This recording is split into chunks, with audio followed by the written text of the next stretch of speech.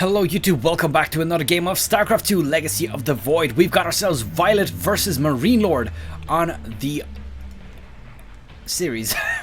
Okay, that was terrible. So we are beginning off with a best of 5 series here. It is the round of 16, still from the WCS Championship, which was held only a few weeks ago. It's not that long ago at this point. I'll be trying to rush through this series just a little bit more since we have a new map pool coming out. I'm sure you've heard about that recently, and it's definitely something to note and something that we're going to have to keep an eye on, because there will be some interesting changes, and I believe that about 4 or 5 of the maps are being changed. So that's definitely something cool that's going to be there very shortly. So as you can see here, we've got ourselves the giveaway details over here. Currently I don't have the giveaway video up yet, but that will be up very shortly, so stay tuned. That will be up very shortly, as well as all the details on how to win. So let's jump into the game. Let's see, we are currently at about 50 seconds into the game. On the top left hand side here, we've got ourselves viOLet, who's on team EnVyUs, and he is from Korea, South Korea that is. His opponent's going to be MarineLord, somebody who is absolutely not in need of an introduction, but I will anyways. He is from Team Millenium, and he is from France. He has done so good in some of the recent tournaments that I've done, including, I believe it was a 4-0 in one of the finals that we had. I can't remember quite which one it was though, but yeah, it's good that I don't, because I would probably spoil it anyway. So looks like we got ourselves 2 barracks coming out, actually 3 barracks coming out from MarineLord. Who is he going to go for? Some Reaper aggression? Honestly, I think that he just might. He's got himself 1 Reaper on the way. And let's see, looks like this Scouting Overlord is gone to the wrong direction. This one is also gone to the wrong direction. And it looks like viOLet's going for the expansion. Now that hatchery actually came down before this spawning pool, just to note that. So both are going to complete at about 2 minutes. I think the hatchery completes at about 2 minutes 05 if timings are correct. And looks like gas is not quite ready, so he's going to be a little bit behind on that. And there's going to be 2 Reapers coming out consecutively right now. And is he going to be making a 3rd one at the same time? Yes, he is indeed. So looks like we're going to have quite a lot of aggression here. That's definitely interesting, definitely something that we need to be aware of right now. I mean, this could be an all-in. 3 Reaper opening is very cost ineffective, because of how much minerals and gas you have to invest into both Reapers and of course the barracks themselves. I mean, that's 450 gas, or minerals rather, when you only need to spend 150 to tech up, at least this early in the game. So let's see, Queen is in position. He's got himself 2 Reapers, where there should be a 3rd one here somewhere as well. Doesn't look like it's inside the base. There it is now.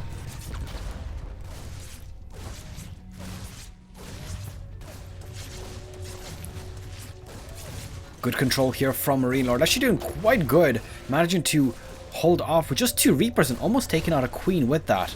Looks like Roach Warren is on the way for viOLet, so he's definitely trying to counter off against this. The question is going to be, is he going to have those roaches up on time? 2 drones already killed off at this point. Let's have a look at the total loss. Yes, only 2, so I didn't miss any yet. He's getting himself more Queens. So I remember Zerg was saying that when you're fighting off against early Reaper aggression, don't rush straight for like Hydralisks or some crap like that. Go straight for Queens. Queens are very tanky. They have the transfuse as well once you give them a bit of time to regen energy. And of course they're ranged, so they don't have to chase too far after these Reapers. So more Zerglings being created as well. I believe the Roach Warren should be upper. Yes, it is indeed. Just want to zoom out a little bit so we can see a little bit better. As you can see here, continuous aggression going down with these Reapers. Now, the question is really going to be, has he paid off for those Reapers yet? Ooh, there's a counterattack coming out here with a few Zerglings. They're not going to be able to do a whole lot. But let's see. Oh, these Queens are not in a great position. Now that they're getting onto the creep, they might be in a bit better situation to manage to hold off against this. But definitely needs to be careful not to get caught out in between here. Creep Tumor is being put down, so that's pretty good. He'll be able to transfer his Queens very quickly this way. Otherwise, it would just take too long, and he could get potentially out harassed very easily. So it looks like he's pulling off 2 SCVs to defend off against this. That's quite okay. He has 1 Reaper ready to defend. And let's have a look at the units lost. Looks like 13 Zerglings, 3 Reapers have been taken out. Looks like he might pick off a few free roaches here. 1 gets picked off. Oh no, and now they're getting the surround. This is really good for viOLet now, finally picking off a lot of those Reapers. And at this point, I think the MarineLord has lost his advantage. Oh, he is getting taken out there. Not good that he has actually let a few of those die for free like that. I think he needed to back off a little bit earlier. And that is gonna probably lose him a lot of the early advantage that he's had. As you can see, he's putting down a bunker here. Now, one bunker is not going to do a whole lot against a Zergling counterattack.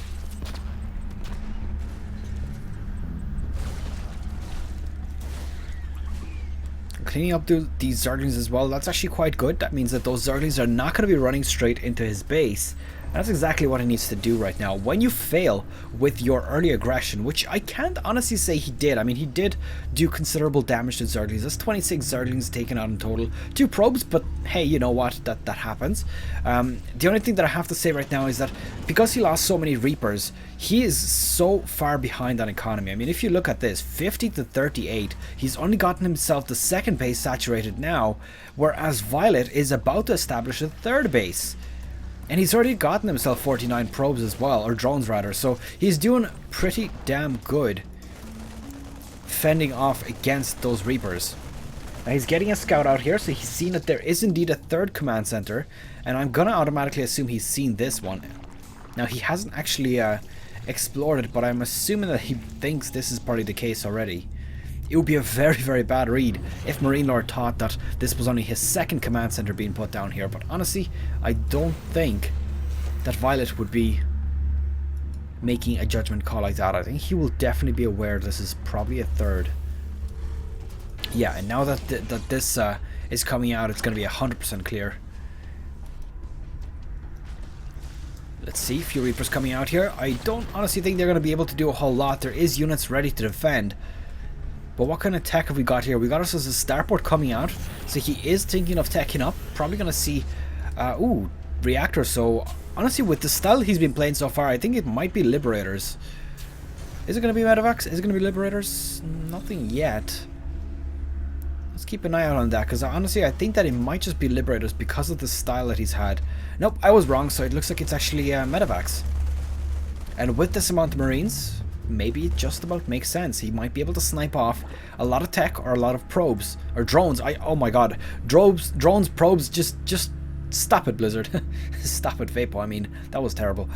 So yeah, he might be in a good position to do a lot of harassment. The only thing is, I'm kind of worried about the amount of roaches that are coming out here from viOLet. He's getting himself Glider Constitution. He's gotten himself a lot of gas. He's at 6 gas geysers at the moment, so, or 5, sorry. So he could very well be going for Mutalisks very soon. But the way I see it, he doesn't really need to. All he needs to do right now is continuously reinforce all of those roaches, and he should be able to take out all of those Marines.